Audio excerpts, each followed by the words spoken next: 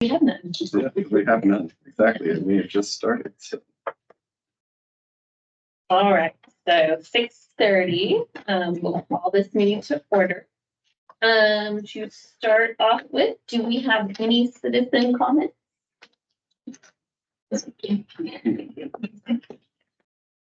All right, move on to the next agenda item and consider approving minutes from the August 14th, 2024 meeting.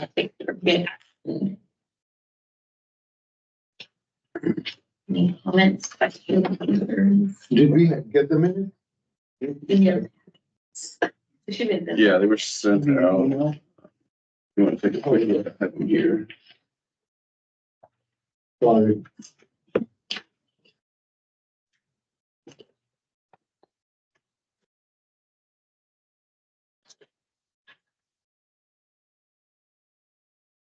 I'll get it to.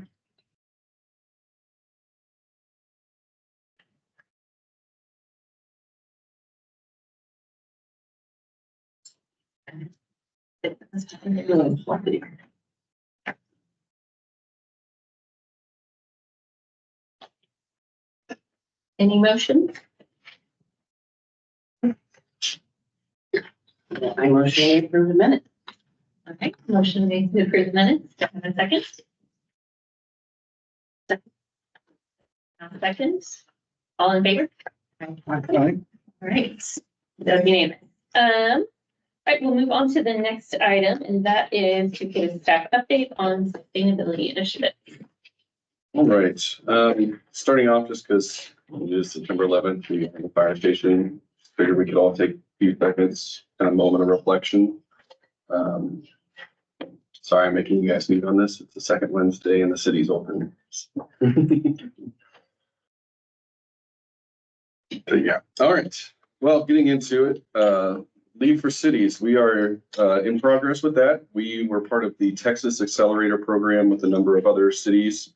And so we did the 3 summer meetings with that, kind of got the ball rolling with some of that data collection. And then after that finished up, I went through every single requirement and determined kind of the feasibility, which departments would be responsible for providing that information. So the goal is to basically break it down into as small chunks as possible, not overload any other people on city staff that might have to provide that different data. So our next steps with that will be starting to meet with those departments, kind of walk through that process, what the requirements are, what data sources that we would need. So that's in progress, and that's going to be kind of a lengthy ongoing thing, probably until next June. We are going to start another greenhouse gas inventory. So we did one, I presented at the committee using the data from 2019. We'll be doing an inventory using our 2023 data. So moving forward, we'll aim to do that every 4 years. So with that, we can hopefully see, or I guess we want to see negative trends in our greenhouse gas emissions. But if we're seeing, otherwise, then that provides us kind of with the area of focus. If we're seeing maybe an increase on our buildings, energy usage, then we need to kind of look at energy efficiency, fleet. We're looking at getting some, more efficient vehicles, electric vehicles.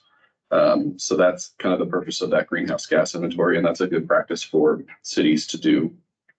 We do one just for the municipality, the municipal operations, so just the city, like a business would do a greenhouse gas inventory, and then we do a larger one that encapsulates the whole community. So all the natural gas that's used throughout the city, all the electricity that's used.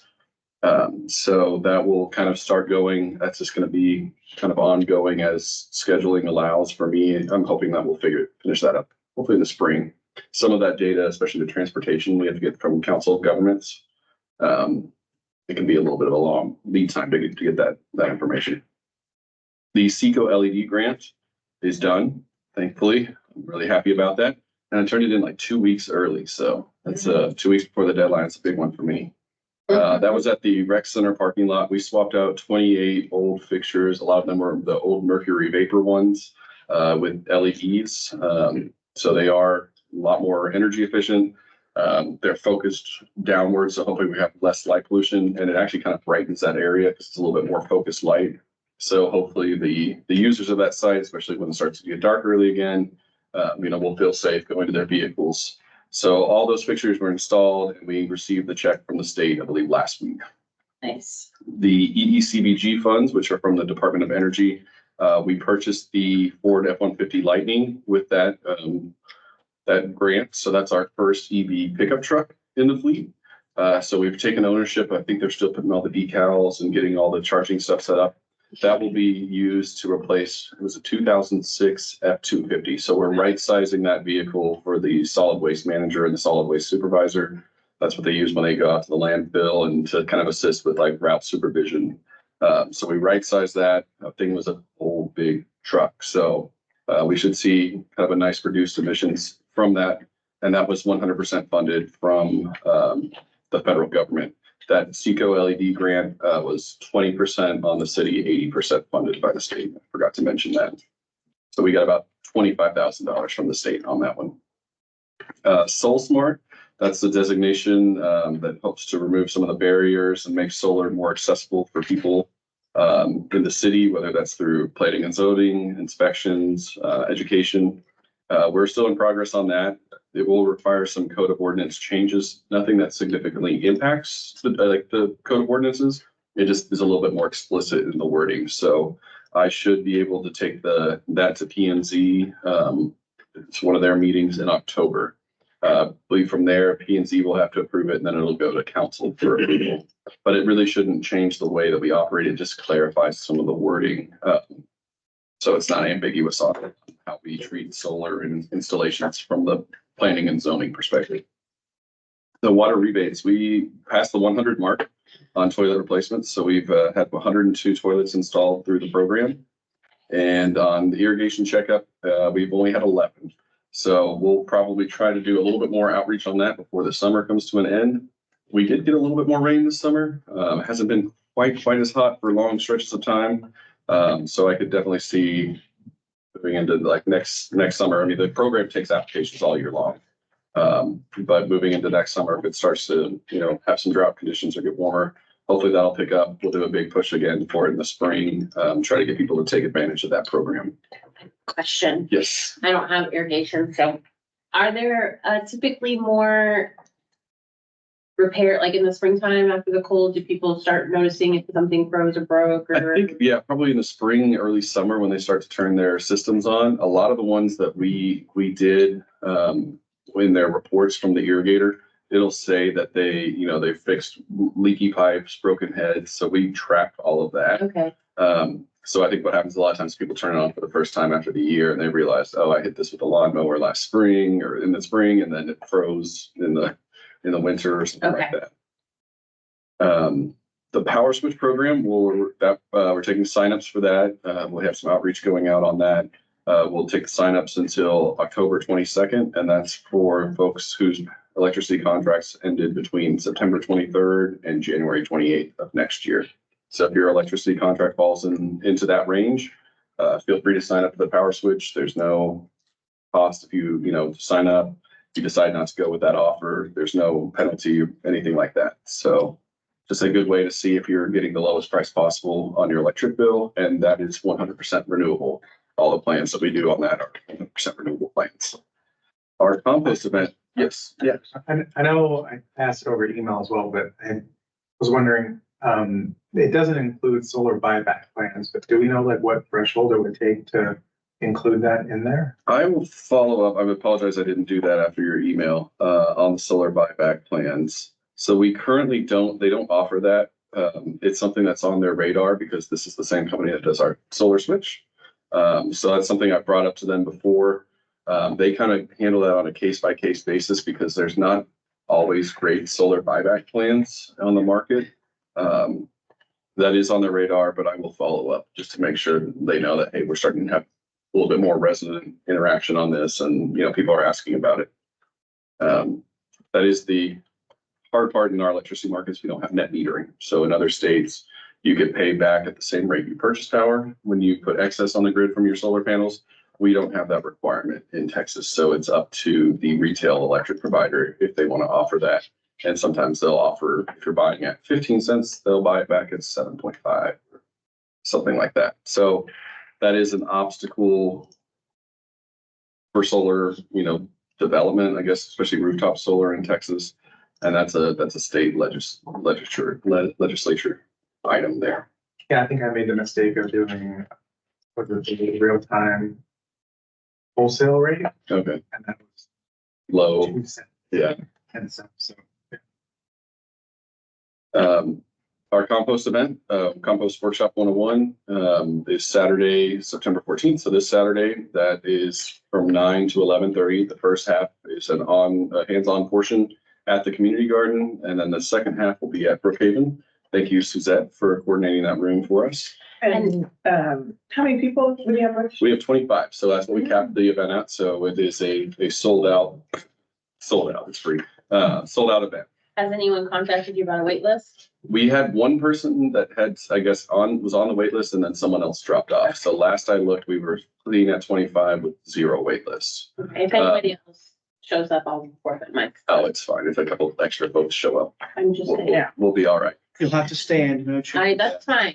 They actually do have some chairs out there. I was surprised that they have. I'll stand. That's fine. I was at the library, master planning garden class yesterday, and people were talking about it. At the. We're planning your fall garden. Oh, I was gonna do that, but I looked to the pool and stuff. You know. I missed the fact that they were doing that. So I'm glad to hear that they're offering programs that kind of align with what we're doing. We've got more events coming up. The Household Hazardous Waste event is Saturday, September 28th. That is from 9 to 3 at Senlac Service Center. So that's paints, oils, those types of, household cleaners. You can drop those off there. We worked that event with Dallas County, September. when? September 28th. Do you need volunteers for that? So yeah, we can use volunteers for pretty much the compost event. We should be good. But feel free to come if you want to volunteer and help, direct people to the classroom and different things like that. But yeah, the household hazardous waste event and then the other ones I'll mention. If you're interested in volunteering, let me know and I'll start to build that. I'd like to get especially the tree giveaway pretty locked down in the next week or so. Shredding event is Saturday, October the 12th from 9 to 11 a.m. at City Hall. That is also the same date and time as the tree giveaway event. So we're going to recycle paper and then we're going to grow paper. Nice. We've done that. The circle of life. We've done that the last couple of years. It's worked out. It's worked out pretty well. We've had people that participate in both. So they go and drop off their, clear out their car with the shredding and then they come and load up their tree. So, and it makes it better for staff. Just it's all on one Saturday. The tree giveaway event, as I mentioned, the pickup date is October 12th at Brookhaven College from 9 to 11 a.m.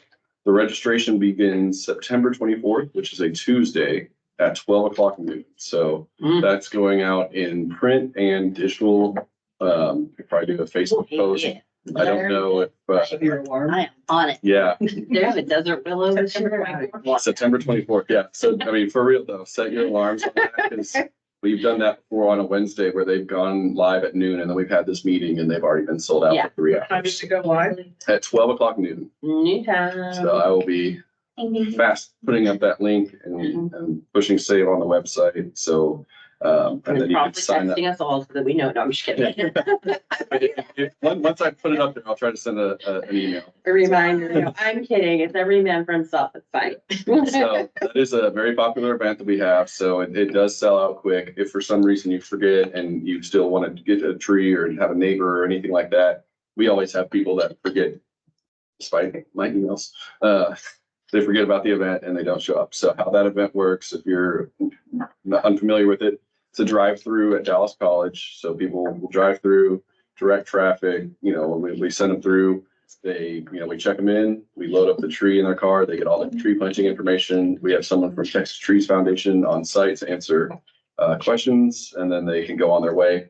At 11 a.m., if someone has claimed a tree and they don't show up, they lose the claim to it, and then it is a wait list. So I pass out numbers like you're at the DMV. So if someone signs or tries to sign up and all the trees are sold out, tell them to get there around 10:45 at Brookhaven, and we'll give them a number. And at 11 o'clock, it'll be a first come, first serve. It's not a guarantee, but we've always had some trees There were left over. a lot of people waiting Yeah.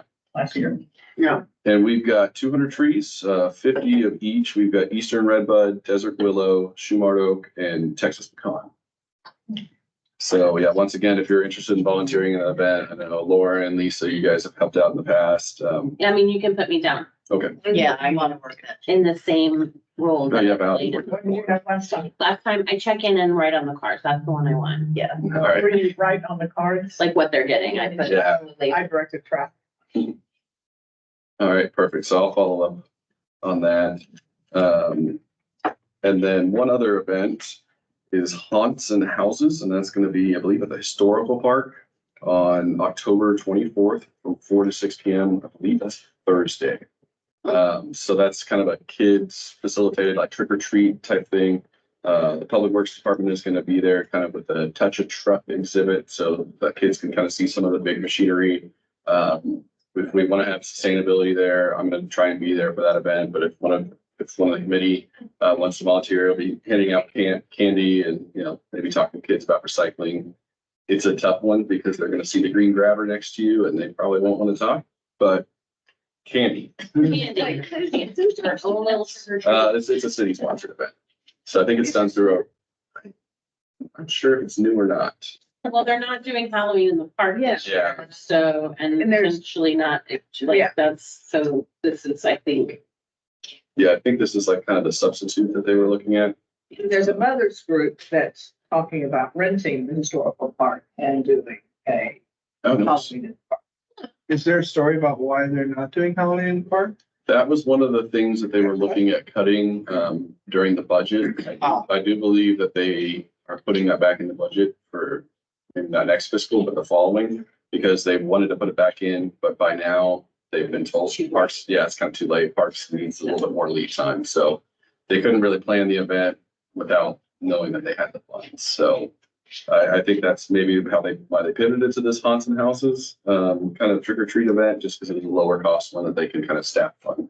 Well, and they used to do like a graveyard, historical graveyard right there. They used to do like a haunted blah blah thing that was, I think, also part of that. It was a separate event, but it was kind of similar themed, yeah. More adulty. And then the other thing, it's somewhat related. I actually got a call 2 days ago from a member of the Sierra Club in Arlington, and they were meeting him and a few of the other members. They were meeting with the city managers in Arlington to try and get some sustainability stuff going. So they reached out to us. They kind of heard about some of the programs that we offered, and so he was getting more information about, you know, what we do, how we kind of fund it, and do things like that. So the word is still getting out on the work that y'all are doing, which is wonderful. On the what? On the work that y'all are doing. Yeah. So that is all the updates I have on that.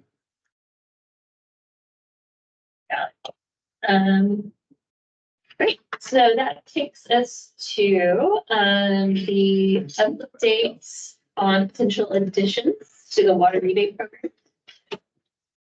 Nice.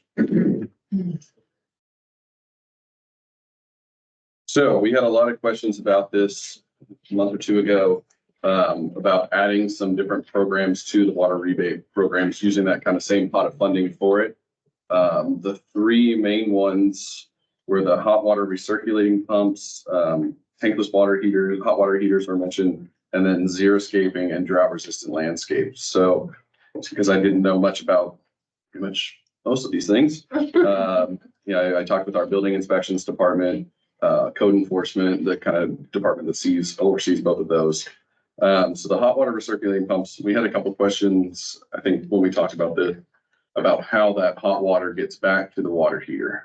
So in a lot of the newer construction, primarily really large construction where they're having, bathrooms far away from the hot water heaters, they're installing these dedicated return lines. So to do that as a retrofit is very expensive. Because you'd be basically having to tear up sheetrock, run the piping back. There is a bypass valve one, which is where you can put the pump up and then you put a bypass valve at the fixture. And basically as that water cools down, it has a temperature sensor and it'll open that valve and recirculate it. And it'll take it back through the cold water line. Is that the ones that you had seen? Mm-hmm. Okay. So the issue with that, from what I heard from building inspections, is it would only work for one fixture. They're mostly on a sink. So where those lines split to go to your shower, that's where you would have the issue. You would get the hot water at the sink, but not the shower. To do it at the shower, you basically have to pull that shower out and put the bypass valve kind of behind the things there. So that is the issue kind of with that. So you could do it for a sink and would be good. So, but I don't know if that would meet the water savings that we were looking at with that. And there is a potential issue too with that water going back through the cold water line back to the water filter. There might have to be backflow depending on the system. So that backflow is to prevent water that's in your house from going back into the system. So irrigation systems are required to have a backflow because, potential pollutants can get in your water lines. We can't have those going back into the city. So, and both of those would require plumbing permits and, like I said, the backflow. So that one's a little tough. I don't know if we want to discuss that one now, or if you want me to go through the list and we can talk about the rest of the items. It seems pretty cost prohibitive. The tank, oh, go ahead. What about just tanking? Is that? That was another one. I think Lauren mentioned that as kind of maybe an alternative. So the tankless ones can save some energy because it's not keeping that water hot the whole time. They are still more expensive than the tank water heaters. And they would require a permit to install. One of the things I asked, because they said, well, even if you have a tankless where your tank water heater is, you're still going to have that cold water in the line. So we're going to have the same issue when you turn on the shower.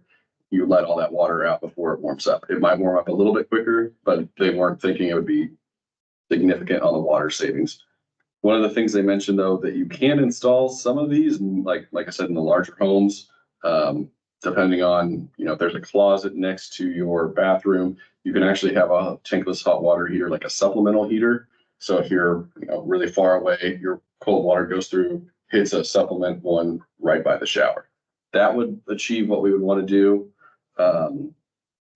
There are issues on the building code side with that, just with the closet, and potentially kind of citing that supplemental water heater. And that would also require a permit. So whereas the ones that we have now, we have to have a licensed irrigator do the inspection, but we don't have to pull a building inspections permit. So those are kind of some of the issues that they outlined with that.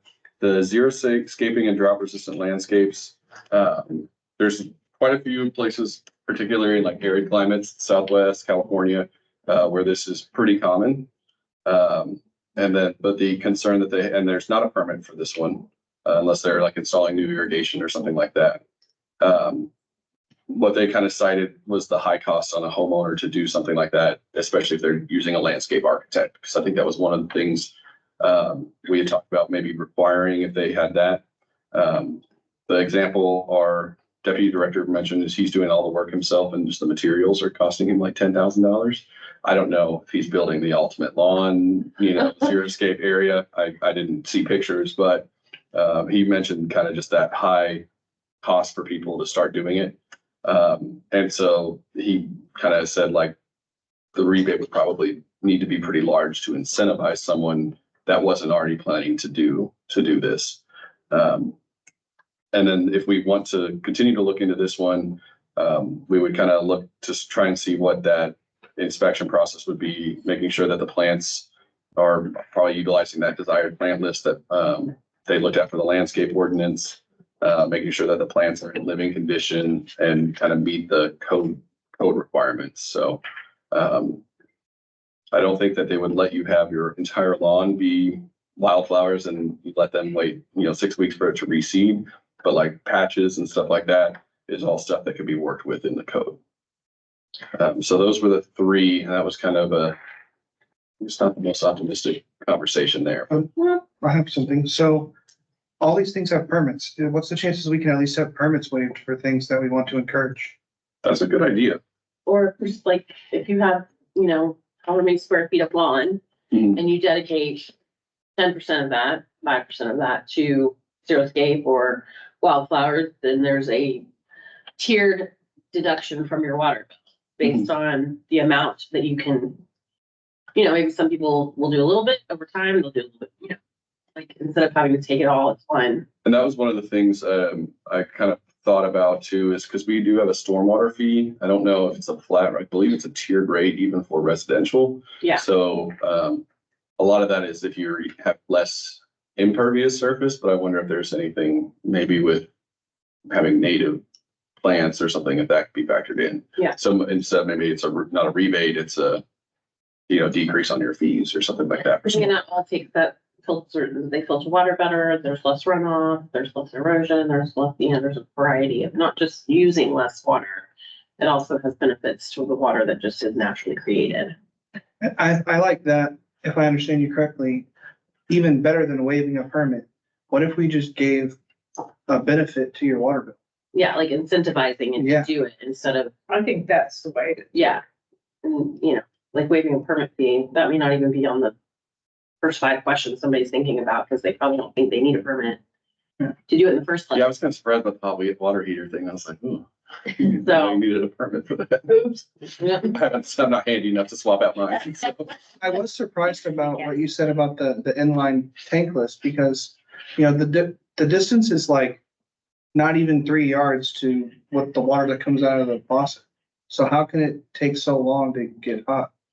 I guess that's where I think it's variable. In some cases, it probably wouldn't take, depending on where the split, it probably wouldn't take that long Mhm. on the hot water pump. But for other ones, depending on how the pipes are routed, it's kind of variable. So that was kind of the thing that it brought in. So for some, it would probably work pretty well if you had that bypass valve on your sink. Depending on how your house is plumbed, it might meet the goals that we were looking at, but it also could not. So that was kind of the issues that they raised with us. I think the electrical also, in the tankless, Yeah, you have to have GFI, also security on that. Well, but you'll already have a GFI probably if it's a bathroom. so you'll have to have an additional line going to the electrical line going. Yeah, probably. And then back on the landscaping, I think the suggestions have been excellent. I think one of the biggest things for probably a larger majority of our residents, because the architect and the plans and getting all the foo-foo plans is expensive. But the biggest hurdle to starting is replacing the sod. Mhm. Even if you just do that and don't do any other thing, first of all, that reduces the amount that needs to be watered, and you have to mow it less. It's just that transition from the standard sod to a native grass that is very low growing. That for me is the biggest obstacle to getting started. And I think I would be a very typical homeowner in our area of just that transition alone. So, I think we could maybe look at rebates, but we need to look at practical ways that actually can get started. And if you just start one thing, then you start getting excited about, oh, I get the money that I just saved on mowing. Now I can, put it towards buying a few plants in strategic areas. And we could probably do some education through the library on how to do your own landscape plans. There's a lot of people out there who are giving information away. Well, that was Master Gardener yesterday. It was great. Right? And it doesn't have to be, the feature on design home cover. It just needs to be, nice looking. But it would also help, and I feel like we a little bit going in circles here, and I may be wrong. Is just getting support from the city and the city also leading the way that this transition is okay, because I just drove by, the new park, the light up park. What is it? Wait. Oh, yeah. And there's lawn, Mhm. neatly manicured, very well mowed lawn. Yeah. And I just think, okay, that's not lawn, that's actually in the park. So the kids aren't playing on it. Why did we just install standard grass? I spoke to that exact point you're talking about. I attended the town hall and I spoke to the superintendent, Matt, is that his name? Mark Muffin. Mark Moffett, and asked him if he would be willing to come and talk to us about the challenges of the native and low maintenance plants that they're, how they're trying to, because there is a group of the population who just not, that is raising quite a stink about putting in xeriscape, putting in that this is weird. We don't live in Phoenix. We don't live in the Southwest. We're a city in the park. We want to agree. So I think there's a lot of back and forth with how to But I don't think they've actually seen a native plants for Texas. No, we're not talking about No, rock garden I agree with or you. cactus. I totally agree. I think that there's a lot of education that needs to be done. And I think the city department is really trying to move more towards that. But there are a lot of obstacles outside of their sphere of influence, it seems. Would you Which mind is a great holding opportunity. that? We'll do just another citizen comment thing in the end if you, No worries. Yeah. It's fine. thank you. But I agree. I think there's a lot of room for education. And since that fall gardening planning thing went really well and the composting is full, maybe the next step is to figure out a programming that we could do that's starting small. Yes. Like what you're saying. I Like think how do I change one corner of my lawn Yeah, Mhm. yeah. Maybe. into Maybe just the strip out on the edge. you know, whatever it is, Something simple. that it's, because I think a lot of times I've gone to some of these do your own landscaping design, and the amount of information is just too overwhelming. Like, how does your water flow and where do you get the best sun? And kind of this big broad scope. I think that's too much to digest. If we can break it down to how do you do this 3x3? That is so true because I came out of that class with that exact area. I've got a small area that's like this table or two of these tables Mhm. that I want to do something and I had something in mind, plants. And, when I came out of the class, I thought, no, I'm gonna put a little garden that's like this size right here. Cause I can manage this. Yeah. Yeah, and once you master that, you're like, okay, I can Yeah. handle that, then you start spreading out. Right. And doing things. Yeah. But it was very inspiring. He was a Yeah. different man and But to convert your whole home, all of it. yeah, Just jobs, yeah. yeah, or the whole lawn, I just. Yeah. Like, what do I do that whole time I've Yeah. got cardboard across my head? No, I don't want to. Is there a rule against not having any lawn? Or not having, if you just have dirt? You just have a Yeah. dirt and you just have? I don't know. Code enforcement told me ugly is not against the rules. Well, there you go. But Okay. but they were mad about my bearded irises having dead leaves. You can do it. And I'm like, and they're like, dead leaves are not allowed. That's what. And I said, well, what do you want me to do? Just tear up the whole thing and leave it dirt? And they're like, ugly is not against the code. Well, a dead leaf is ugly. I mean, so you kind of. Dead leaves are in the code. Oh, my God. So when the leaves are falling, Killing if me. they're mad at you, they can come get you. I mean, it's like a chicken and egg conversation. Do you get does the codes follow the climate or does the climate follow the code? So we have to figure out a way to make people more, the natural scape more appealing so that people will want the code to support it. I think the code and Parks and Rec should at least be hand in hand. Mm-hmm. That would be nice. Yeah. I think as how many people are coming to the compost thing? 25. 25. I mean, of us. I'm gonna try. I actually registered I also. do too.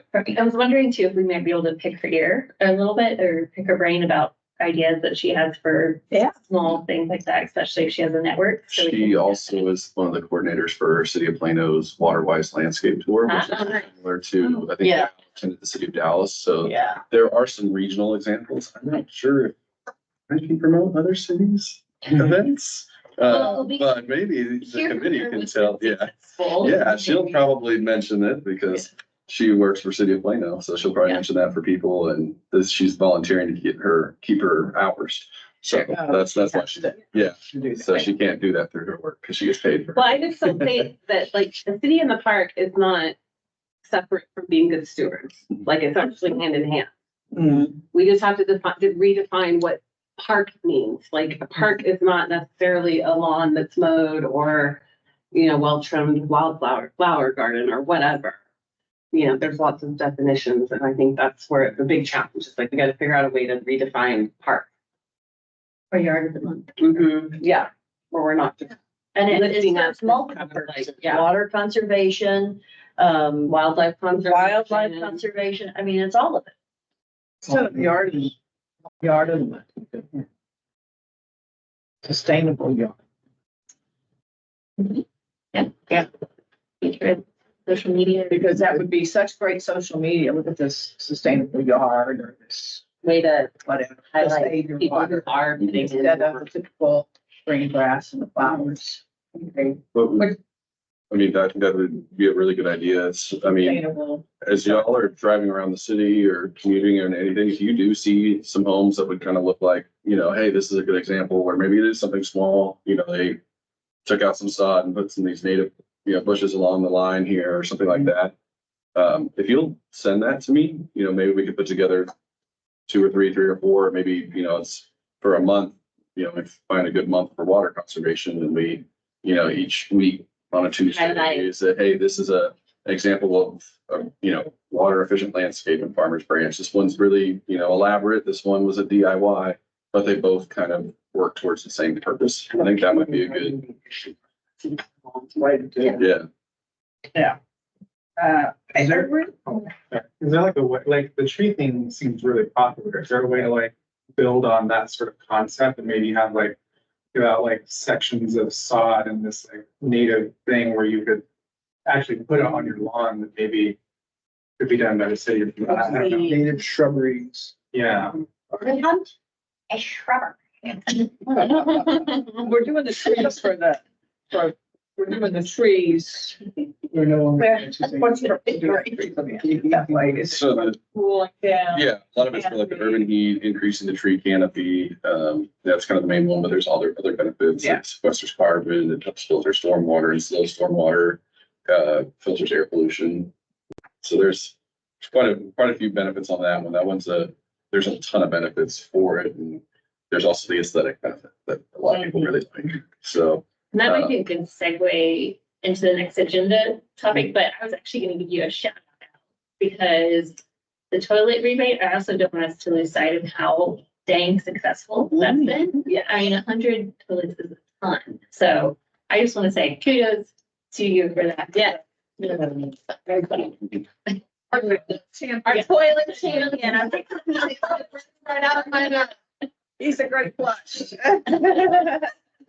One suggestion I have though, I think where we are headed with the water resistant garden, it could be a phased approach, like you're talking about. And we could have a strategy that could be presented to the council without asking them for money. It's like more of an education. Then you go in and even the city, for example, there's the money is tight. Some of these parks are not gonna get money. So what happens when the parks don't get money? It starts to deteriorate. So my suggestion is to work with Robert, you know Robert, and so work with him and start setting aside certain areas where we can say, okay, the park, they're gonna cut $400,000. That's what the budget is. So instead of the labor, which is a lot more expensive than the plants, if we can work with department to set certain areas where we can have this as an example for the city and then start the education process. Right. I mean, because we look at what compost and free giveaway, these are good things. these are good things that you're doing. Yeah, and that's what Mark was talking about is like, they're trying, like, cause I initially asked him like, well, how do you decide where to plant a tree?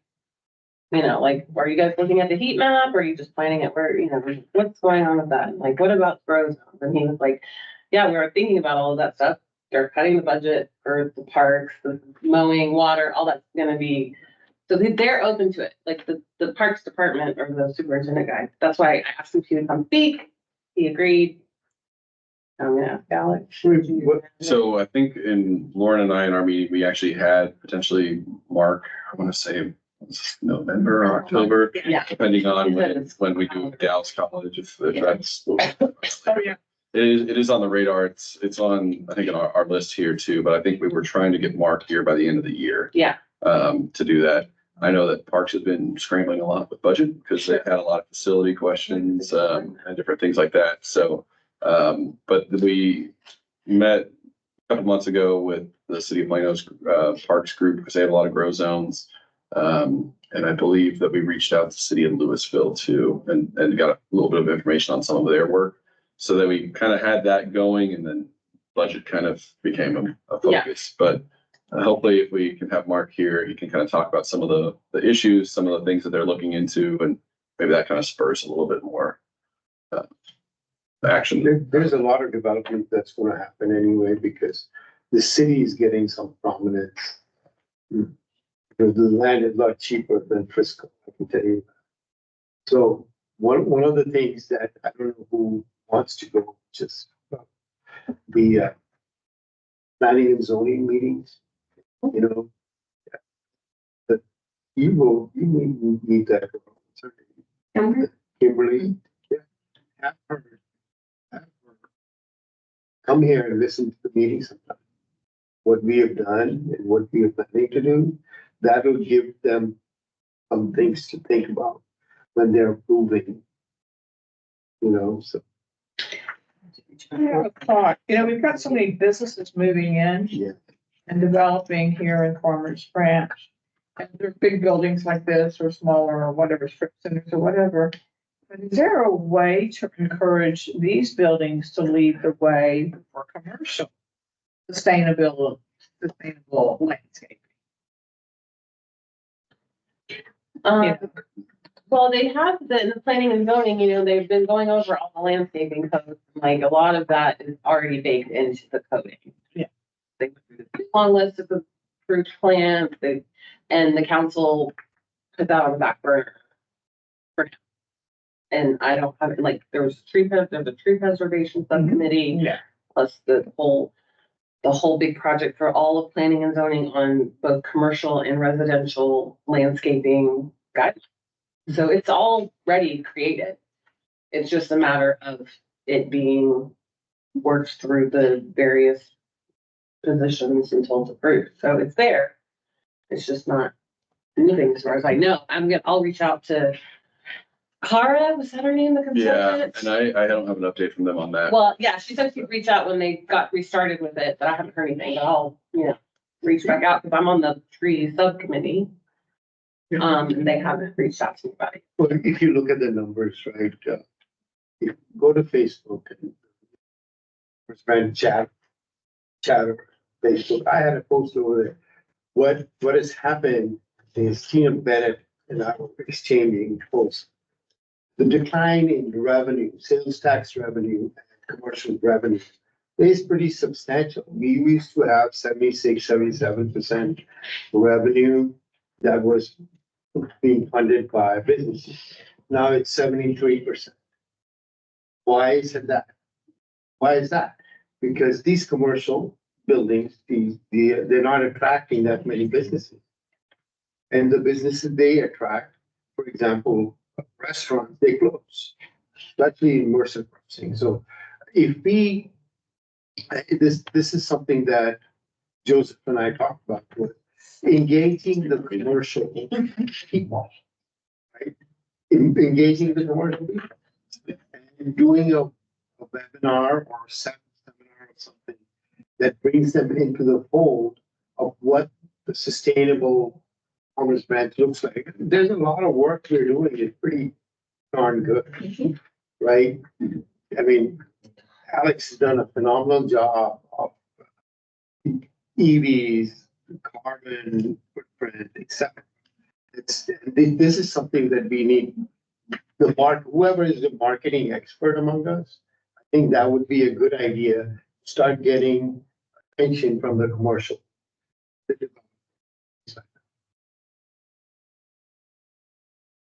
maybe we add that as a future agenda item, like strategy for engaging. Yeah, I think that's a good idea. Probably be a different approach than the residents, so probably would be good to Yeah. focus on that. Yeah, I think a lot of businesses would be interested in being recognized. You could have like a tiered approach for that. I know like at Samsung, all of our buildings are certified to Energy Star rating and stuff. And so we've invested a lot in doing that for all of our campuses, like the one in Plano.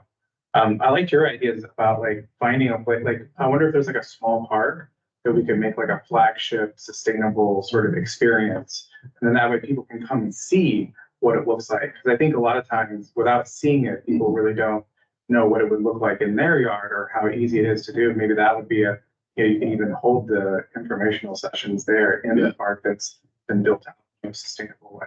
Well, and that's kind of what I was referring to when I felt like we're going in a circle, because we actually have already had some suggestions on particular little either unused areas that, you know, don't even qualify as a park, but it can't be anything else.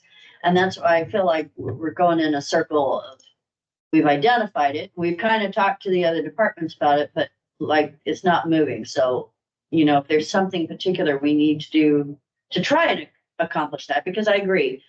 I think everybody needs to see it, including the city, of what does that look like and how does that benefit all of us? I have an idea on that. So if they're cutting, budget for parks, why don't we do an experiment to see if it saves money? Cost savings in labor or cost savings in water or both? Yeah. Apparently that's all. Maybe that Get the would attention. get more attention. Yeah. If we talk about money instead. So That's that. That That makes me sad. investment. it's research. I know, Yeah. but that makes me sad. I mean, Well, if we have a strategy for the next year, if we all get our heads together and put together our execution plan, then when do we present Lauren to the council again? That's good. November the 12th. November 12th. By that time, I think we can have a presentation on what we have done, and this is our strategy. But what happens is then all the council members, they start getting interested. Like David Reed, he's never been here, right? He's a new councilman. I invited them. Huh? I invited them. Come to the meeting. Get to that. They think they come to the Well, meeting. Get him over here because he's the only one. I don't think Richard Jackson's been here. I believe. Has he? Has he been? my understanding is that they are encouraged to come and introduce themselves and then leave. Not And stay. that's part of the reason too, that I think we started the filming the meetings so they can see more of the meetings other than the minutes. I'm not sure if they watch everything or highlights or whatnot. But when we do post the agendas, it gets added to their iPads and everything. So they get the same packet that you guys do. I have to export it to their stuff. So They did. I don't know, but So are you volunteering to like lead the, spearhead I'll do the the PR. to I'll do like? the build PR this with all these presentation? guys. I can tell you No, I'm that. talking about building a presentation. They're so good at like data. I am really not that educated on some of the things that you guys are talking about. But if you give it to me and we have a working group or something like that, within a month, we can put together a compelling argument for what the future looks like. So is this the part in the meeting where someone makes a motion for an ad hoc committee to create a presentation for the next board presentation? not on this. Do, That's what he said. so I feel like Yeah. there's a couple of tie-ins. I think it ties in a little bit with the grow zones, with some other things. I think it ties in actually really well with the built and natural environment kind of model. Because I do want to make sure that because we do have that sustainability strategic plan, and I want to make sure like we don't just move on to something without forgetting like kind of the intentionality behind that. But I think it's a great idea, and I think we add it to the agenda with the grow zone person, because then we'll have their input on why it hasn't happened yet or things like that. Yep. Okay. Well, And not then be we've in got- time.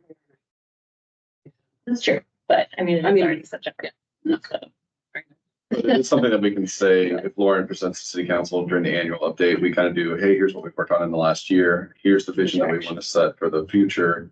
And maybe we can put together some examples of, hey, here's the grow zones in a park, other Get the cities. data for you. Yeah, here's some of the data. They only mow it twice a year. Yeah, you have the startup cost with the wildflower seeds or something like that. But then you're only mowing it twice a year versus twice a month or whatever Right, that would be. So I think we can kind of unintended plant a seed on the idea there. Demonstration. Love it. Demonstration garden. Yeah. I think I think Lauren was there, I was in the same meeting. When she spoke about composting, Terry Lynn took immediate notes. When is it?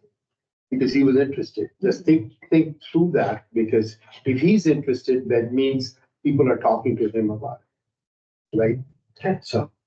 I just think gardens and yards will grow so much better with compost, and it's, the best one is in your yard versus buying it in the bag. Because you don't really know what you're getting unless you're asking for organic, which most people do, but. I don't know. All right, but Al planted the seed and Val watering it, and we got the whole team getting on board. So, all right, that sounds good. Yeah. I'm gonna move us on to the next item in the interest of time. But this fits in really well with what we've been talking about, especially with the trees. But Alex, do you wanna take it away? Sure. We'll start with the trees, since that's a good read into here. So we had talked, I believe, last month, we kind of introduced some of the urban heat island issues. Talked about a lot of like impervious surface, importance of trees with the kind of, keeping all this asphalt and built environment from heating up kind of our local area. So one of the things that's a priority of mine is trying to do data-driven decisions. So we were able, our GIS administrator was able to get some data through the Council of Governments. And so they kind of did a request from different departments. So I had requested data on impervious surfaces and the tree canopy. So this here, and this is kind of just a PDF of the map here. On the GIS, there's all the different shape files and everything like that. This is kind of the shape files put over the map of Farmers Branch. So you can see kind of that, so what is that, the west corner of Brookhaven where all that grove of trees is. You can really see that next to the parking lot there. So center part of the city, a lot more residential, a lot of trees in that area. Nature preserve on the far west side. You can see kind of there's, a high amount of trees, but we can also see where there's not a lot. New development on the west side, those trees are going to take a while. I will say, so this is LiDAR data, so it's flown over and using LiDAR. It was flown over February of 2023. So in February, there's not a ton of leaves on deciduous trees. So it likely is not capturing everything. Take the data with kind of a grain of salt on that. But what we saw is from this, we had about 15% tree canopy coverage. So that's 50 million square feet of tree canopy. It's weird to think of a city in square feet, but and that's out of 336 million square feet. That is the entire city. So we were at a 15% tree canopy according to this flyover. One of the things I'm looking into is on the methodology of these tree canopy surveys, if there's better times for it, because a lot of times when they're doing aerial imagery, you want to do it in February, you want to do it in the winter when the trees aren't blocking certain things that you want to see. I think that technology is evolving, but I want to kind of see what the best practice is moving forward, if we can potentially get this data done in July or something like that. But it lines up pretty well with what we would think of with the city. A lot more trees in the residential area, a lot less in kind of the commercial and the new development. That kind of goes to the landscape ordinance that planning and zoning was working on. So when we do have ownership changes or new construction, especially in commercial, but there's trees there. The one thing I will say, and I think I have it pulled up here. In 2019, the Texas Trees Foundation did an urban tree canopy assessment for Dallas area community. So all of the cities in Dallas County. Like I said, I don't know if this data was collected the same way, same time of year, so there could be seasonal variability. But at this one, Farmers Branch is at 22%. Yeah. So we've we've had two major wind events since then that took out a lot of trees. We've had some development on the west side. I don't know if that would cover 7%. That seems like a drastic drop to me, so take this data with kind of a grain of salt. But at least at this time, 2019, we can kind of see where we compare with other communities in Dallas County. Granted, 5 years ago, but it gives a little bit of a sense. And that 30% is kind of the goal, kind of the standard best practice of canopy coverage. So you want to reach that 30%. Yeah, you want to be about that. You- That 30% is kind of a sweet spot there. Okay. And like I said, on this most recent one, we were at 15. So we've got a lot of work to do. But that's a third, What? that's a third lost. Yeah, well, yeah, so that's where I'm wondering. Yeah, it is alarming, but I wanted to say, I don't know how this data was collected. There could be a lot of difference within that, but we do know we had two massive windstorms that took, this most recent one took like 6 weeks for brush to all be collected. So we have lost trees and we, Like you said, like during the spring or whatever, when it's all fleshed out and beautiful, it's probably a lot different than in February. We're putting 300 of them back in October. yeah, so we are doing 200 a year. So Is this the first GIS map that we've had collected like this? yes, that's the first one that we've had. So. Right. So that's baseline. Yeah, So that's this good. will probably be our baseline. Hopefully we can get that data consistently in, whether it's in February or, in the summer months when the trees are a bit bigger. But hopefully this is where we can go to get this data annually and hopefully kind of track that over time. So I'm sorry, you may have already covered this. Who does the flag?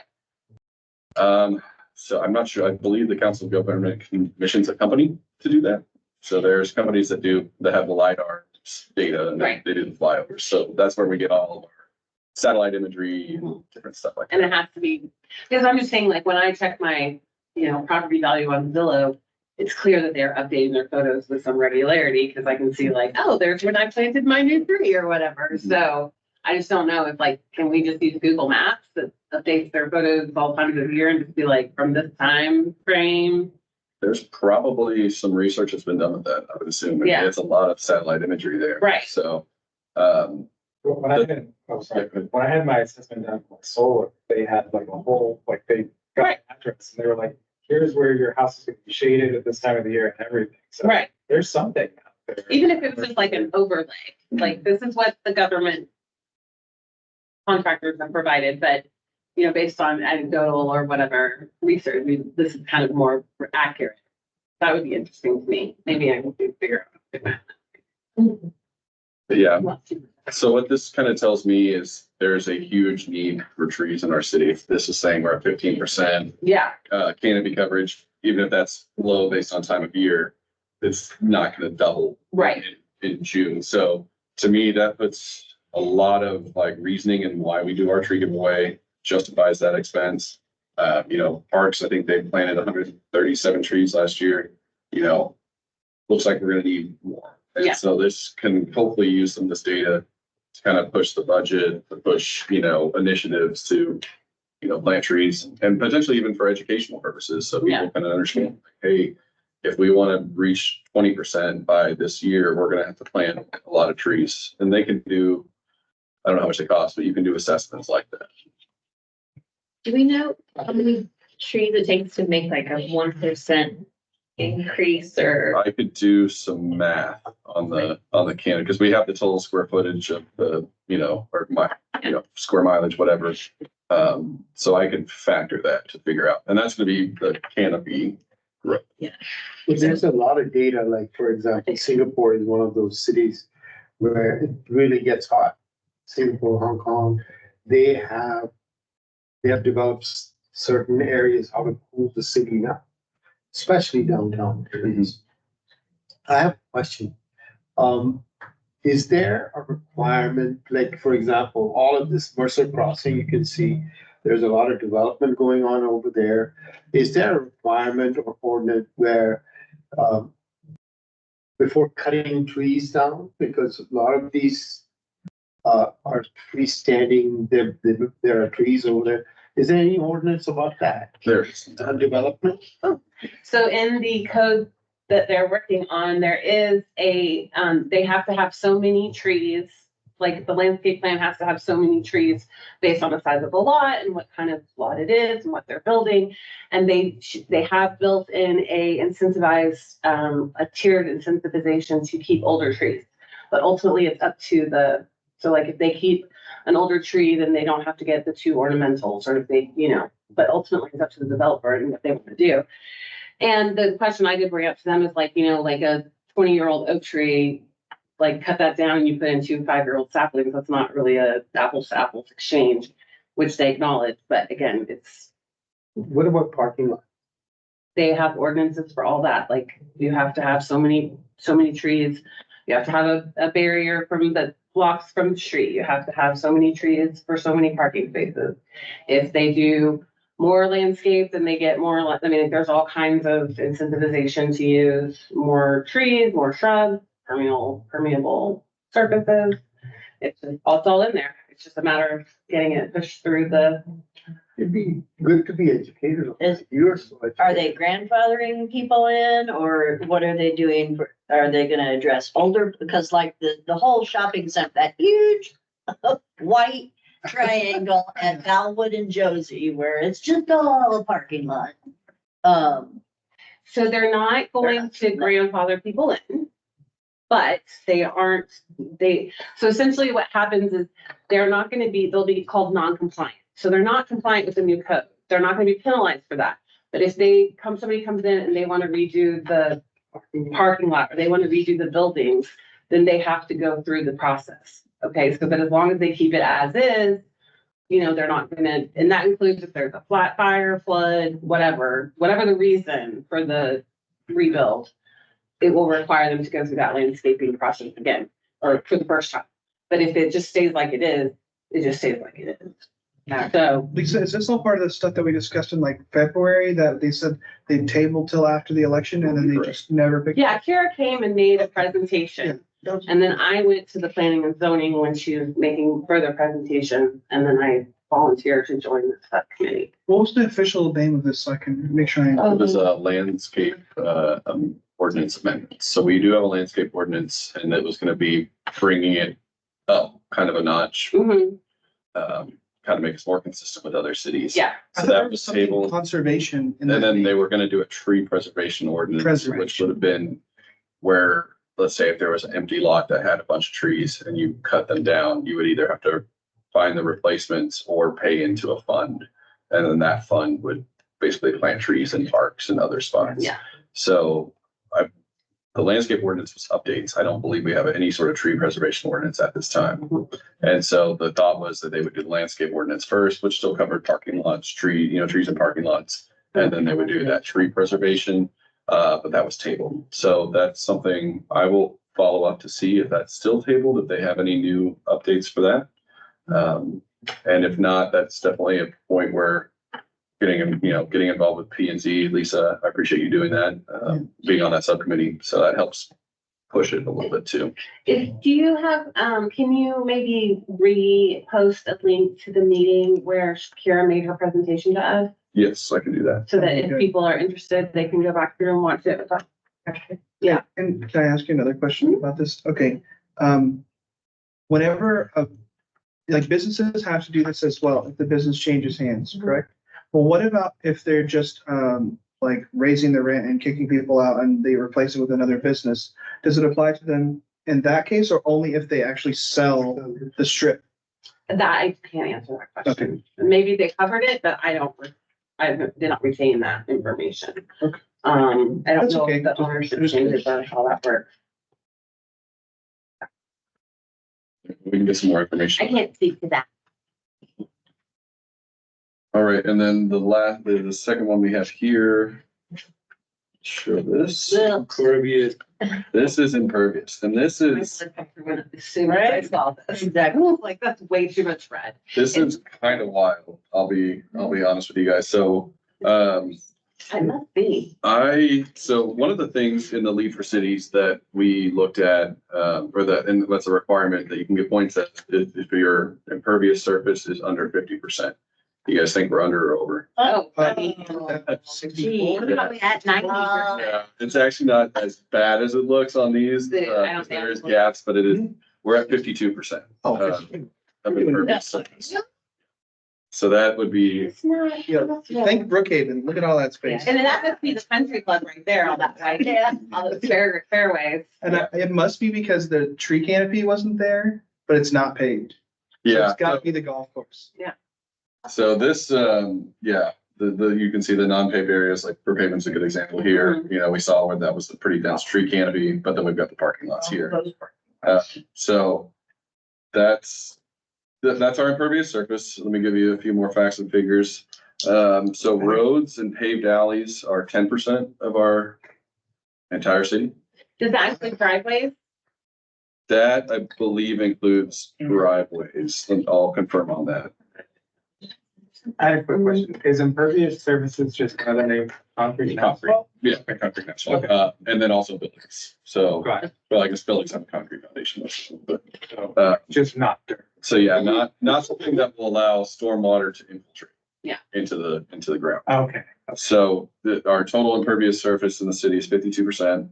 Roads and paved alleys, I'm not sure if that includes driveways or not, is 10% of that. So 10% of our city is roads and paved alleys. Parking lots are 15%. Buildings are 18%. So if you think about roads and parking lots are built for cars, that's 25% of the city. Homes and businesses that are built for people are 18%. So, and then sidewalks are 2.4. So, you know, we do need sidewalks, we do need roads to get around.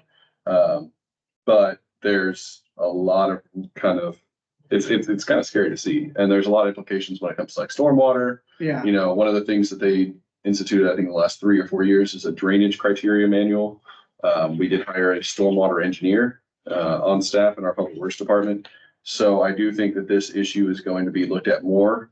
And then I kind of mentioned the stormwater rates. So looking into, you know, that's a tiered structure, how they do that, and through those rates, can they incentivize permeable pavements for, you know, if you have to have a parking lot at a business, can they do a permeable pavement, see a stormwater reduction, you know, putting more landscaping, different things like that. So we do have to have paved areas in the city. There's, you know, nothing about that, but I guess based on what I saw in that lead for cities, 50% is kind of what they want you to mostly have. But yeah, the roads, to me, the parking lots being 15% was pretty high. Yeah. So, Well, maybe we can talk about some of those programs where you change some of the smaller parking lots. I know you can't start with the huge one to the ones that have the, Whatever. yeah, the. kind the of like lot between downtown it. Carrollton has Yeah. that parking lot. Yes, Yeah. that one's really cool. Alex, would it be possible to tease out the data about paved alleys or driveways or swimming pools? Yes, so they can tell all those differences, I guess, based on the LiDAR readings. So that's how they were broken down. So there's we can figure out swimming pools and different stuff like that off of. Nice. So, yeah, those are the highlights on the impervious surface. They are doing this was through the COG data, in the stormwater work. I found out that they're doing, some additional, probably more detailed research. Maybe they'll show that we're 49%. We can get that lead credit. I will go with that data but we'll see on that. I do think it'll be a lot more detailed because it's gonna, I think, be more on the individual plat kind of to that level. So do we have that? I'm sure we do. I don't know if you presented it or not, like what percentage of the Farmers Branch is parks? What percentage is residential? What percentage is in commercial? Like, what's the breakdown as far as the land occupancy? So that cause again, with the green, the landscape, the pathway we do for commercial is gonna be a different pathway than opportunities for residential. So for residential, maybe we try to figure out if we bring back the carport, maybe we figure out a way that people can lower, that maybe you can't do anything for the street, but if people can put in carports, then that would help to heat island effect. It's not impervious or pervious, it's different, but it'll still have an impact. Whereas for commercial, do we have ordinances for green roofs? Can you grow a garden on your roof? But that would be something that would make that portion of that Right. building show up as Permeable. permeable, is having like a green roof or something like that. So And then to your point too, with the, like the tree canopy, so the areas where we have roads and some of our neighborhood roads are pretty narrow, having trees along the sides, so it's like, okay, it's an impervious surface, but we've got the canopy over the tree, over the. Right. It's like you're kind of, it's different, it's a different, you know, it's gonna address different issues, but that's a lot of red. It is a lot. It is. But I So, think I think you're right, though. There's gonna be some green that overlaps the red. Yeah, and we'll probably be able to, I mean, they can definitely do it where they overlap these two maps. So that's something we can get done. Make it a We less might try to get these like on our website. White, blue or something. If you were trying to alarm everybody, mission accomplished. I have no. Going down the place. Well, Is it possible to see a map like this with actual temperature variations during times of the year, since we're talking about the urban heat effect? can we just get our own satellite? Right. Why not own that? Yeah, I mean, there is some stuff. I mean, there's ones we can do. I kind of mentioned there's a NOAA grant funding that should come available at the end of the year where you can do driveway, kind of like driving with temperature sensors, and you can get, you know, morning, noon, and night kind of temperatures.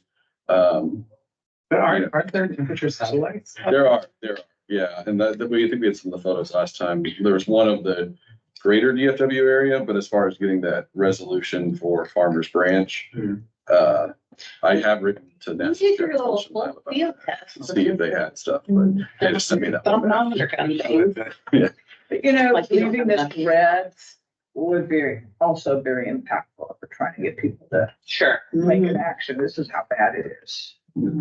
That will be linked in the overview on the website, right? So, yeah, what I was gonna see is if we can get this on the website where it's kind of like an interactive map where. you can- Ooh, even better. Yeah, so I'll see what their capabilities are on that. If not, we've also talked about kind of doing a map appendice for the sustainability plan. So for different things, you know, we have a lot of maps in active transportation for, you know, bicycle pedestrian crashes, different stuff like that. Kind of putting a map appendice on that because a map's a picture, pictures with 1,000 words. So Could we have like a QR code thing at the tree giveaway event where people could scan it and then if they want to do, it would take them to this and it'd be like. yeah, I could probably try and get that. At least, yeah, for the tree canopy one. We'll make QR codes. I love it. Look at that. And then Alex, thinking through like some of these things, like this seems like our sphere of influence, you can Mhm. have some impact, but this seems like a lot of code and a lot of things. Yeah. So given that, would it be helpful if we came up with some ideas and like just offer them up as suggestions or trying to think about what we could do with the information other than scare people with the red at the tree event? No, and I think it's the alignment that we've talked about with a lot of these things, like with the landscape ordinance, like this really shows, hey, we have a need for tree canopy, Yeah. you know, tree preservation ordinance, stuff like that. So kind of as an advisory board and maybe during your presentation to council, that's something that you want to say for the next steps is, hey, we've got some scary looking maps, we've got some data. We want to do something about it. It aligns with sustainability. Here's what we plan to work on in the next year, you know, we hope that you'll learn with us and go with that. But that might be a good opportunity to at least introduce this topic to some of the members of council that might not be familiar. I mean, I didn't know 52%. Like when I saw that, it was like, ooh. Yeah, So- so when you scare them, you don't want them to think that you're scaring them on purpose. You're like, this is the plan. And then when they see that, they'll just be scared naturally. You don't have to, But it's like with anything with our greenhouse gas emissions, I mean, that's a big number. yeah. And it's like, we got to chip away our landfill, you know, even if we're only diverting, sounds like a lot, you know, a couple tons of compost every month or something. Yeah. That's still a couple tons. Like you were mentioning, Alex did his laser test for the temperature, right? And if we overlay the green and the red, then we can say, these are all the areas that are cooler because the tree canopy is affecting it. Right. Because if Right. it's just impervious, it's this hot, which is insane. I will say in the landscaping code that they are working on, especially for commercial and multi-family housing units, they are required to have a certain percentage of their property be green space. Mm. And if they have like a rooftop garden or something like that, then that can count towards their quota that they have to meet.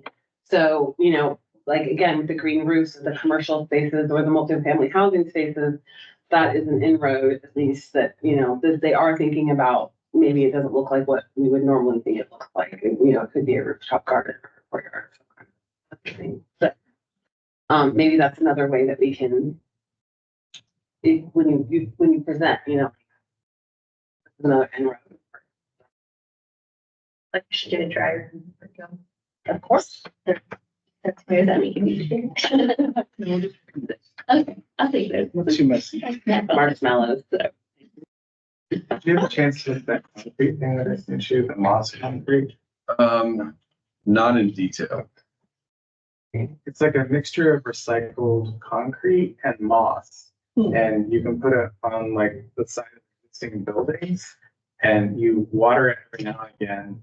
And then it cools, like there's a temperature difference between regular concrete and That's cool. Google that right now. I saw it on Instagram. Yeah. All right. But this is, what did you say it is? It's recycled concrete with moss, like living moss built in, like mixed into it. Yeah, and so you can coat it on the existing structures and you water the wall every now and again. And then it has a temperature difference between regular untreated concrete. Yeah. I would slather my whole house. Yeah. Well, you know, there's a paint they can put on concrete, even something like that. Love to do on my driveway, something small. One of the things that I was thinking about like increasing the canopy would be like find areas where it might be, you know, it might be good for humans to have trees, like bus stops, a lot of bus stops. Yeah, For sure. Any like, yeah, they don't have any of the artificial structures, but of course it may not be, you know, like year one that something's there, but it makes a difference, but in 2 years. Yeah. That sort of thing. So I'm gonna take us to the next agenda item, but before I do that, I'm just gonna say that here are really amazing ideas that we cannot cover in the time we have. So I would strongly encourage you, if you're not on a subcommittee already, to consider it, because I don't want all these ideas to just be limited to such a short time that we have together. So if you're thinking about joining one, amazing. Which takes me to the subcommittee update agenda items.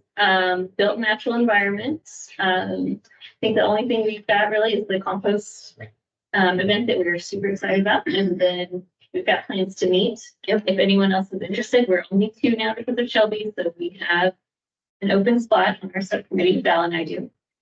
And I'll turn it over to you, Lisa, communication. Yes, so I would like to, this is really short notice and I really want to say I understand that. And so I got this cute little bag and I would like to put together for the free giveaway, little swag bag.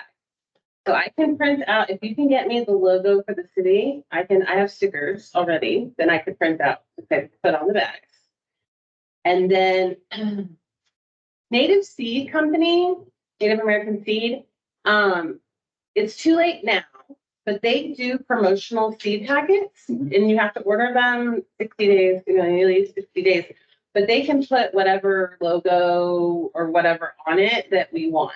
So like we could put the city logo, we could do wildflowers, we could do bluebonnet, we could do pollen, anything that they have.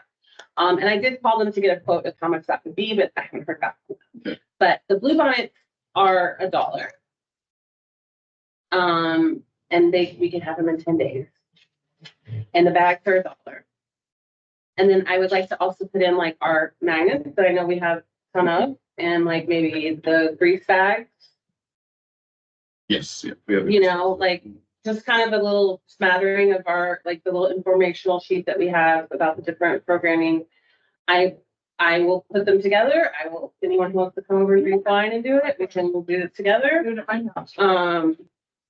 And I would like, I don't know what the process is for requesting money to buy this kind of stuff. So we have promotional funds that should reset October 1. Seed Okay. packets were actually one of the things I was gonna buy for a giveaway. So I Okay. figured that was That's going good. well with some of the stuff that we talked about, for maybe if people have like a little area in their lawn. So I can do my best to buy them as soon as. Well, I was gonna say, I can buy them and if I can request reimbursement, and if it gets approved, great. If it doesn't, that's fine too. I'm perfectly happy to make because they're 80 cents if you buy more than 100, so we have to buy 200 anyway. So I'm happy to do it. I'm not asking. Yeah, you I'll have I'm to see not how the saying- reimbursement stuff works. That's a fine. I don't know what that process is, but if you are not able to purchase them before we need them to make the bags in time, I can do that. That'll be my donation to the When does your budget lock? committee. October 1's the new fiscal. Yeah, but when does it lock for the previous? Like, do you need to blow your money right now and I buy wish. that? I asked about that. No, we're pretty tapped out, but I'll look and see, maybe there's something that Okay. didn't get And if spent. there's not, that's fine, because you're gonna help me, I'm guessing you're gonna let me raise a closet, Yes, the promo closet. Do they freeze you for like a month or how does that work for your budget? I will have to confirm on that, because I was trying to get some more promotional items, but I think we're pretty tapped out from at least that item center. I'm not sure what our flexibility is on the other ones, or if we have landfill cost overruns. That's the other thing where that's a significant portion. Right. My hope was that since we don't have time this year to get our customized seed packet, Just do a regular one. that maybe, yeah, we could just do a regular one, but maybe next year we would have in time for the tree giveaway so that, because I think this would be a great little, because all those people are already thinking about this stuff. So this would be a great little way to like, kind of be like, oh, here's some other things that are that you might not know about, because a lot of the people that I know that did the tree giveaway did not know that we have a citizens collection center. They did not know that there was a water rebate program, or they did not know that there was, conflict or I don't whatever. think a lot of people know there's a sustainability committee. Well, they don't. Yeah. So, that's what I would like to do in the next 3 weeks before, I think that's a great idea. so I will get with you and figure out, Yeah, let's talk tomorrow. Let me know when you're ready to hack or whatever. and you'll do like a little hosted project. Yeah. Just fine. I love it. I'm letting her. I'm letting. My box of mine. Can Yeah. Can I put some BHC stuff in there? I mean, I think, I don't know if I have anything sustainable. We used to have seeds. well, I don't want to just like give a bunch of swag that's just for Yeah. no I don't think purposes, that's but since we are closing the Citizens Collection Center and the magnets are still applicable to what our process is, right? Oh, man, we did have, the old ones were just trash recycling, the new ones had compost. Yeah. Schools could use. Well, then we can't close the Citizens Collection Center, obviously. Not until the magnets are. We gotta run out of magnets first. I mean, as long as it doesn't say How many people tree, then we can probably still do it backyard. Well, I'll look at those. One-on-one. We want a rebate to our budget for those. magnets Right. Because they made them obsolescent too quickly. And anything else? No, that's it, that's it. That's it. Now, any water updates? 100 toilets. Way to go. They go in, for sure. All right, the next agenda item, receive updates from committee members on activities attended. Said I went to that class yesterday. Didn't do absolutely anything. I attended the Texas Tough Plants webinar through the Dallas Water Conservation Society. That was interesting because, they talked about all the things we're doing, and they even talked about some of the being careful exactly what, who you're trusting to tell you that it's a native plant, because apparently some of the big box stores, Depot or Lowe's, are not exactly correct in their information as to what they're selling as a native plant. And so you actually need to do more research to know exactly what you're buying and whether. So that was one of the big takeaways that I got from it, was you can't just go in and trust. Native to where? Trust. Yeah, well, that was actually the point, was even though we might be in, like, say, Grow Zone 8 extends across, part of Louisiana into Tennessee, and that's a much different climate. So it's actually, you have to have it. Even if it says it's native, does well in grow zone 8, you've got to know where you're at. And is that, Are we eight Apply. A, eight B? Are we B? I can't remember.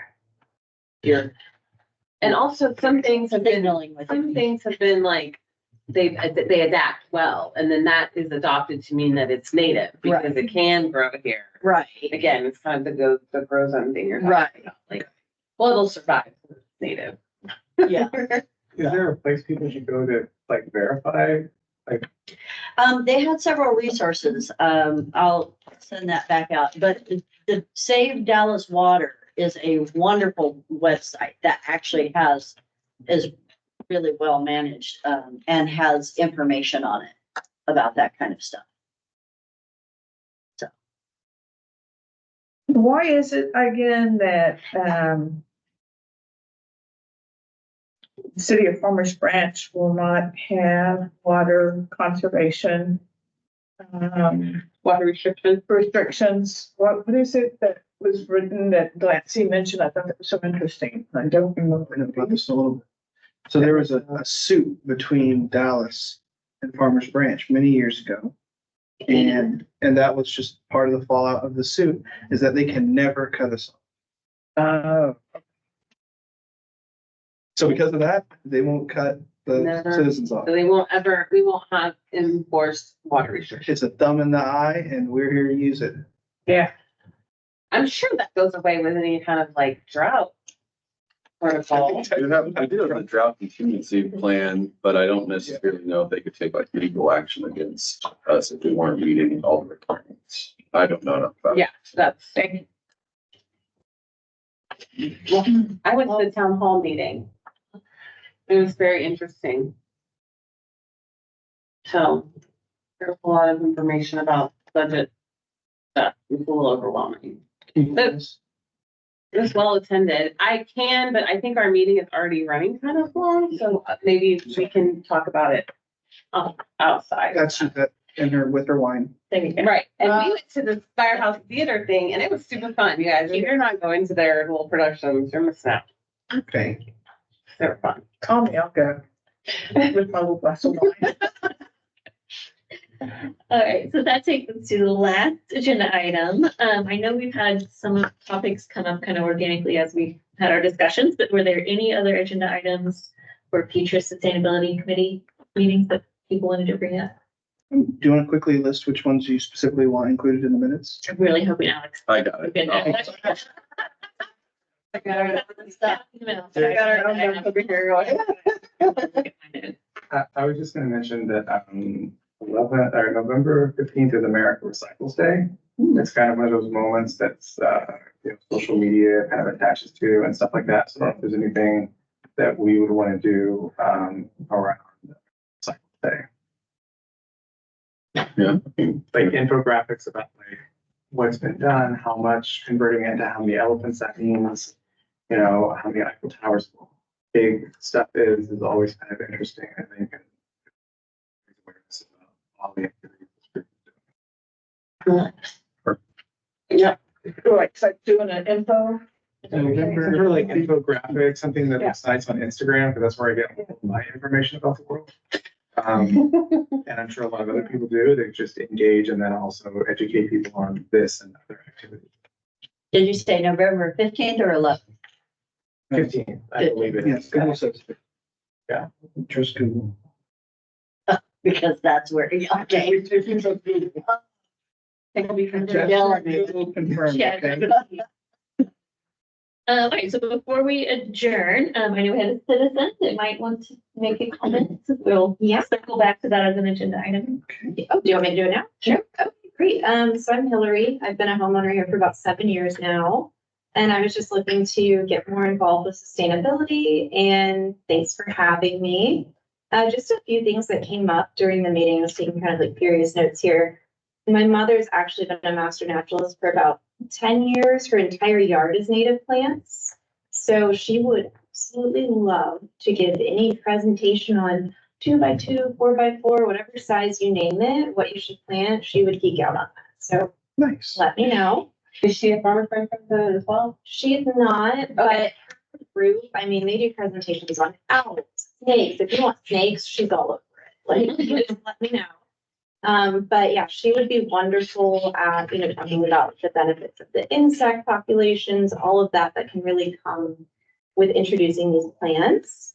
The other thing I thought of too, some of those seeds, for example, that catalog there, those can get pretty pricey. And I know that the library has a seed catalog, but I think it's all garden seeds. So it could be something if there was budget to do smaller packets of native plants, just to make it more accessible to everyone. Sorry, I'm rambling, so cut me off if you need to. In terms of commercial properties here, I don't know, do any of our commercial, because I think a lot of it's restaurants, do they do any composting type incentives or anything like that? Because when I go out to eat, it seems kind of like all of the takeout containers are styrofoam and Yeah, I there's think no, we're there's no. like a revolution, right? So they could probably do something, so that was an opportunity. The other thing I was thinking of too, when we talk about the tree loss and the canopy loss, a lot of what I see in Farmers Branch is there's this ornamental style that's in vogue right now where you trim all the way up to the top of the canopy of the tree. Not really healthy, and when storms come through, it's kind of detrimental for the trees. Then we have some tree loss, or the opposite, they're not trimming it, and then you have all kinds of problems that come in. I'm not an arborist, but that could be a really good opportunity to educate the community. And then last but not least, let's see if I had anything else. No, I think I'm here. I'm happy to volunteer. So if it's packing packets or if it's handing out trees. That's my notes. Thank you. Great, well, thank you. Thank you very much. Glad to have you both. All right, any other comments or make a motion to? Oh, sorry. I did actually have one comment actually about the landscaping. So I know that there's the Water is Awesome initiative and I think that's through Tarrant County and the North Texas Municipal Water District. They also do actually work with the state balanced water. But they also have something that is like the Texas yard makeover, where that's like a lot, like doing the water conservation through the yard, like changing over to more sustainable yard landscaping. So I don't know if that's a possibility that we could work through them, since they do a lot of work with the water districts and even city out. Because that's water. Water is awesome. Can you remind me of your name? Kelly Phillips. Phillips. Thank you. Any other comments? Motion to adjourn? Oh, sorry. Peter. Yeah, all in favor? Okay. I think that ends up my watch is dying. 8:03. 8:03. Was Al, who seconded it? Me, yeah. Lisa. He's the second. All right. Thank you, everyone. And we,